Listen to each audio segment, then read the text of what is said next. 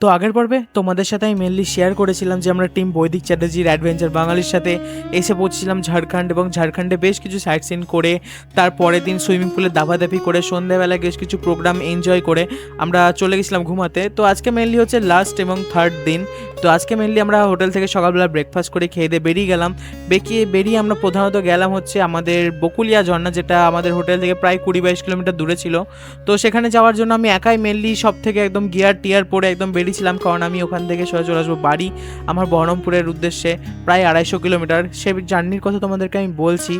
তো ওখান থেকে বেরিয়ে আমরা ফার্স্ট ভিজিট করলাম বাকুলিয়া ঝর্ণা। বাকুলিয়া ঝর্ণা থেকে পুরো টিম হয়ে গেলাম আলাদা এবং আমি একা হয়ে গেলাম আলাদা।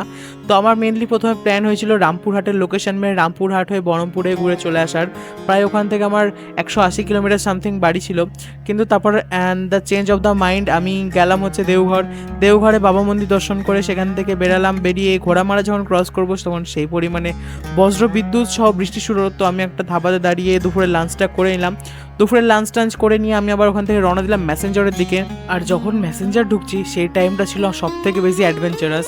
একেতে চারদিকে হয়েছে বৃষ্টি, তারপর ম্যাসেঞ্জার ঘোড়ামারা থেকে যদি কেউ ম্যাসেঞ্জার যাও সেই রাস্তা যদি খেয়াল করো প্রায় 50-60 কিলোমিটার এমন জায়গা আছে যেখানে পুরো জনবহুল শূন্য এলাকা, কোনো একটা লোকও দেখা যাচ্ছে না, এরকম জায়গা থেকে আমি গেছি।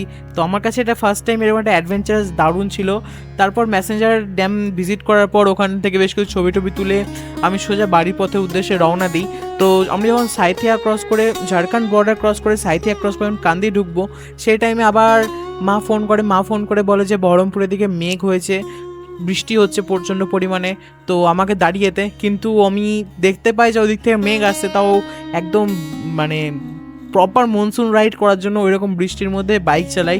আই নো এটা রিস্কি, তোমরা কেউ করতে যেও না ট্রাই এটা, তো আমি কাউকে সাজেস্ট করবো না, বাট সেটা একদম ফুল অ্যাডভেঞ্চারাস ছিল। মানে সেটা যে পরিমাণ নেক্সট লেভেলে ছিল সেটা না ফিল করলে বোঝা যাবে না।